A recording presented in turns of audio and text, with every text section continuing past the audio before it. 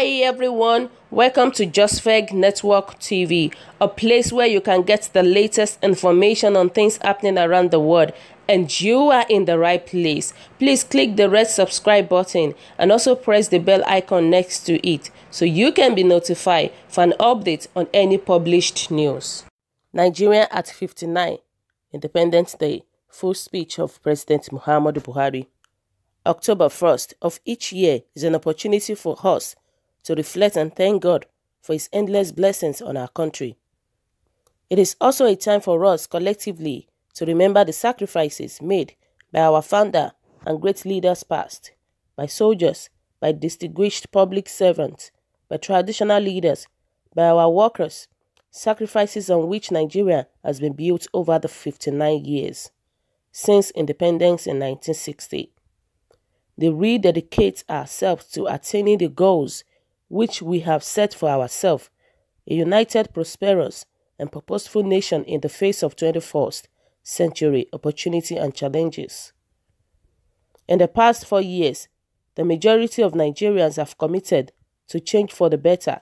Indeed, this administration was re-elected by Nigerians on a mandate to deliver positive and enduring change. Through maintaining our national security, restoring sustainable and inclusive economic growth and development, and fighting corruption against all internal and external threats.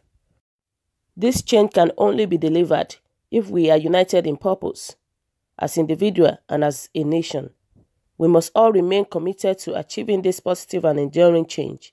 As I stated 4 years ago, change does not just happen.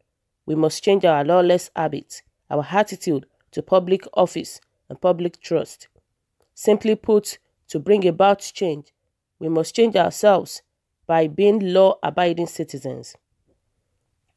Insecurity, good governance, and economic development cannot be sustained without an enabling environment of peace and security. In the last 4 years, we have combated the terrorist scourge of Boko Haram. We owe a debt of gratitude to our gallant men and women in arms, through whose efforts we have been able to achieve the present results. We are also grateful to our neighbors and allies within the region and across the world who have supported us on this front.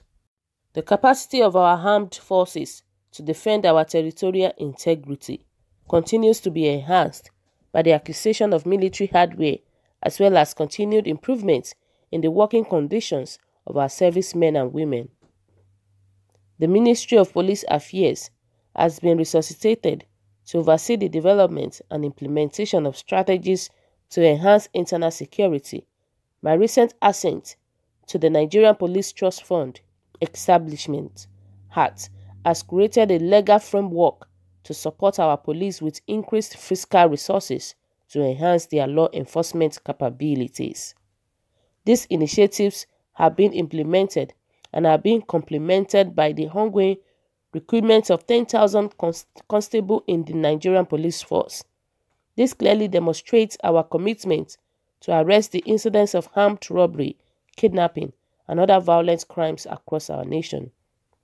We remain equally resolute in our effort to combat militant attacks on our oil and gas facilities in the Niger Delta and accelerate the organic cleanup to address long-standing environmental challenges in the region.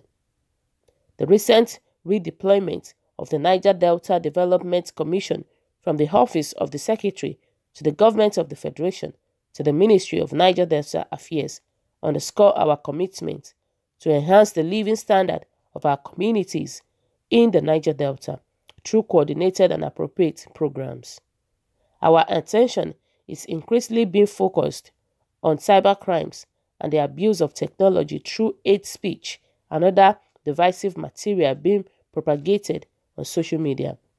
While we uphold the constitutional rights of our people to freedom of expression and association, where the purported exercise of these rights infringe on the rights of other citizens or threaten to undermine our national security, we will take firm and decisive action. In this regard, I reiterate my call for all to exercise restraint, tolerance, and mutual respect in hearing their grievances and frustration. While the ongoing national discourse on various political and religious issues is healthy and welcome, we must not forget the lessons of our past, lessons that are most relevant on a day such as this. The path of hatred and distrust only leads to hostility and destruction. I believe that the vast majorities of Nigerians would rather tread the path of peace and prosperity as we continue to uphold and cherish our unity. In accelerating sustainable and inclusive economic growth, this administration inherited a skilled economy where the oil sector comprised only 8% of gross domestic product, but contributed 70% of government revenue and 90% foreign exchange earning over the years. Past periods of relatively high economic growth were driven by our reliance on oil sector revenues to finance our demand for imported goods and services. Regrettably, previous governments abandoned the residual investment-driven non-oil sector, which constituted 40% of gross domestic product and comprised agriculture, livestock, agro-processing, arts, entertainment, mining, and manufacturing activities that provide millions of jobs for able-bodied Nigerians and utilize locally available raw materials and labor for production. To address this imbalance, our commitment to achieving economic diversification has been at the heart of our economic strategies under the Economic Recovery and Growth Plan, which I launched on the 5th of April 2017. This medium-term development plan charted the trajectory of our economy to exit from recession and return to the path of sustainable, diversified, and inclusive growth for Nigerians.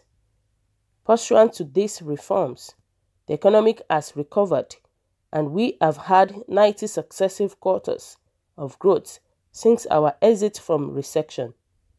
The exchange rate in the last 3 years has remained stable, with robust reserve of $42.5 billion US, up from $23 billion US in October 2016. Learning from the mistakes of the past, this administration is committed to responsibly managing our oil wealth endowment. We will continue to prudently save our oil income and invest more in the non-oil job-creating sectors. In this regard, we are significantly increasing investment in critical infrastructure. Last year, capital releases only commenced with the approval of the budget in June 2018. However, as of 20th June this year, up to 1.774 trillion naira had been released for capital projects in the 2018 fiscal year.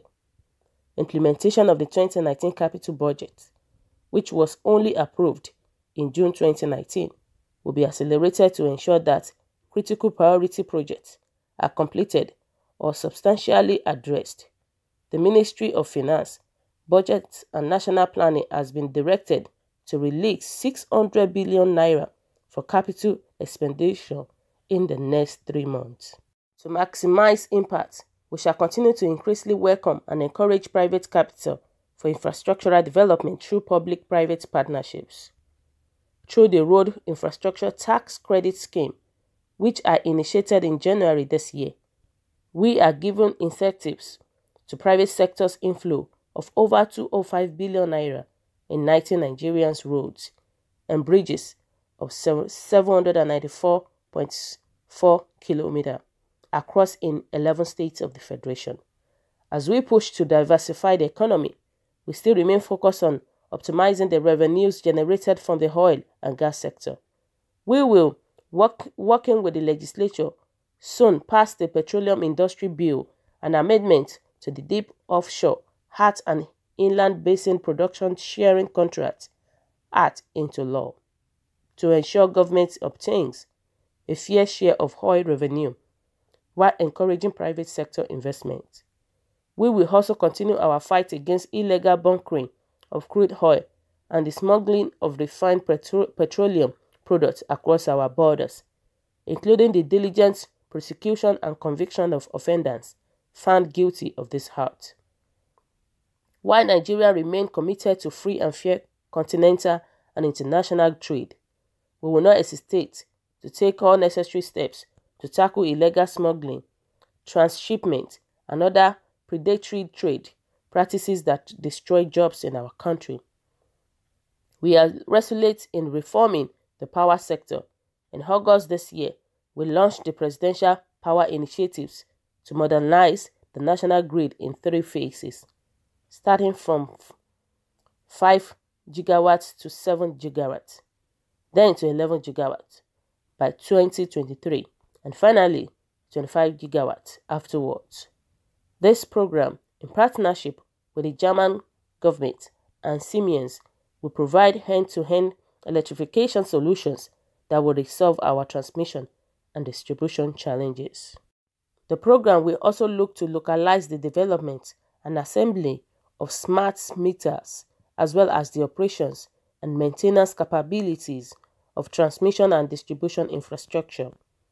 I am pleased with the improved interagency collaboration between the Ministry of Power and the regulators in the banking and power sectors to ensure that electricity sales, billings, and collections are automated and become cashless. These initiatives are important to ensure that the technical and collections losses in the sector are substantially reduced. I remain confident that Nigerians will have affordable and uninterrupted electricity supply in the not too distant future. Our effort to improve the power sector will complement other infrastructure investment projects under the Presidential Infrastructure Development Fund, which is invested in the Mambila Power Plant project, as well as the key economic road infrastructure such as the Lagos-Ibadan Expressway, Second Niger Bridge, and Abuja-Kano Expressway. The first set of these projects remains on track to be completed by 2022. Our journey to food security and self-sufficiency is well underway. We have made remarkable progress in almost all segments of the agricultural value chain, from fertilizers to rice, to animal feed production. We shall sustain these policies to ensure additional investments are channeled, thereby creating more jobs in the sector. We must not go back to the days of importing food and thereby exporting jobs.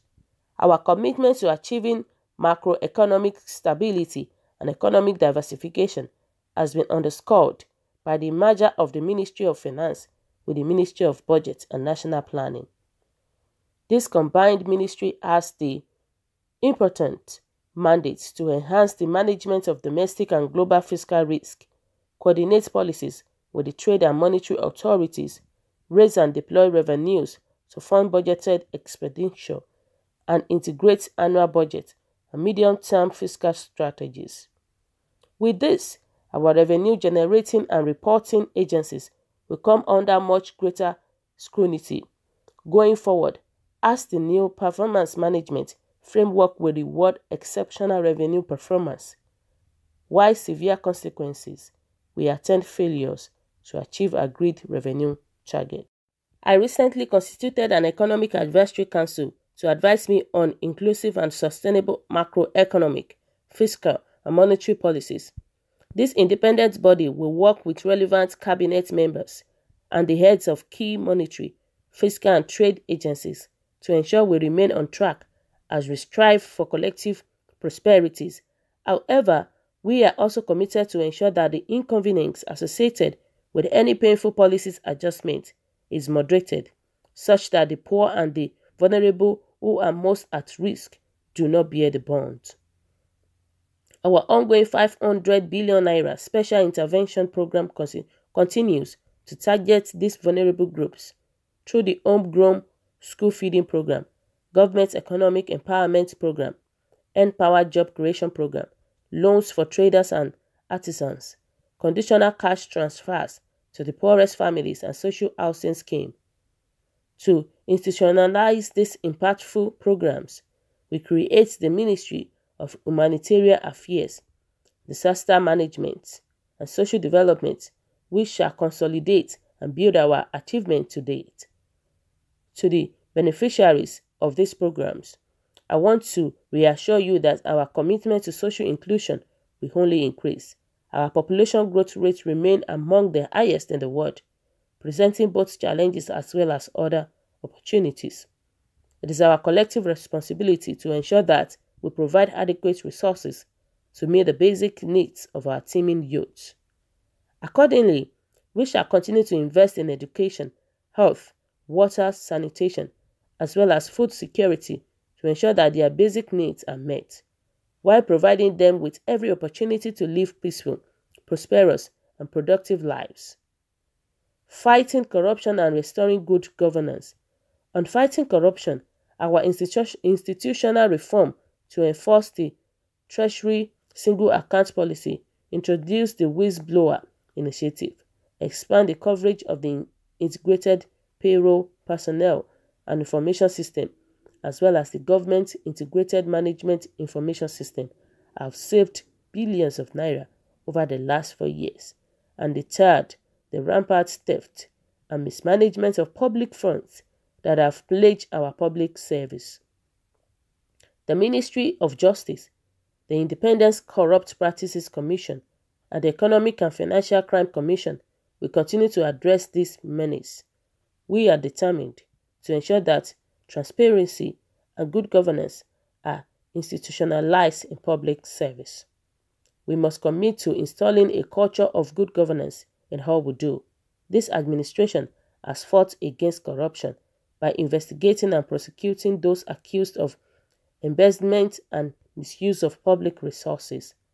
We have empowered teams of prosecutors, assembled databases of evidence, traced the proceeds of crimes, and accelerate the recovery of stolen funds.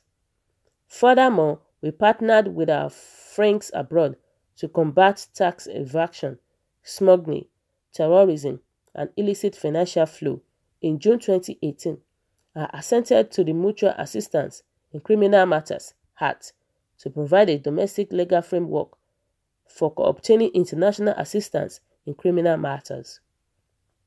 This measure has already strengthened our law enforcement agencies in obtaining evidence, investigating suspects, and facilitating the recovery, forfeitures, and confiscation of property implicated as proceeds of crime.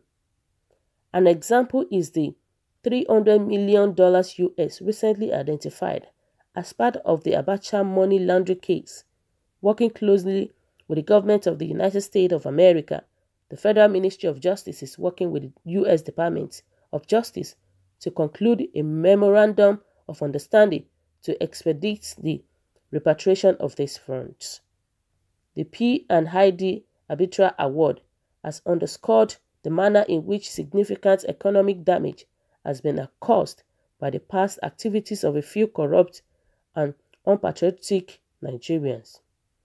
The policies that we are putting in place today are to ensure such criminal and unpatriotic acts do not go without consequences. Our renewed partnership with the 9th National Assembly will facilitate the swift passage of enabling laws that will institutionalize this anti-corruption effort in our criminal justice system. In this connection, I call upon our states to intensify their own efforts to instill greater fiscal transparency and accountability, and to ensure greater fiscal efficiency and optimum use of our very scarce resources. The blight of corruption is fighting back. Nevertheless, this is a battle that we shall see through, and this is a war which we shall win by the grace of God. I will also call upon all Nigerians from every walk of life to combat corruption at every turn by choosing to question and confront corrupt practices, by reporting unethical practices, or through whistleblowing. Together we can overcome corruption, and we no longer be a country defined by corruption. Fellow Nigerians, let me reiterate my call for unity across our dear nation. Nigeria will emerge from our present challenges stronger and more resilient than ever, but only if all of us join hands to entrench good governance, foster inclusive economic development, and defend and protect our nation from all those who would wish us ill. I thank you most sincerely. I thank you most sincerely and wish you a happy Independence Anniversary. Thanks to all my viewers today. So I pray that God Almighty will heal our land and deliver us from all those that does not want this country to progress. And happy independence to every one of us. So guys, what do you think about this news? Kindly drop your comments below, click on the subscription button and also press the bell icon to get updated whenever I upload any news. Bye.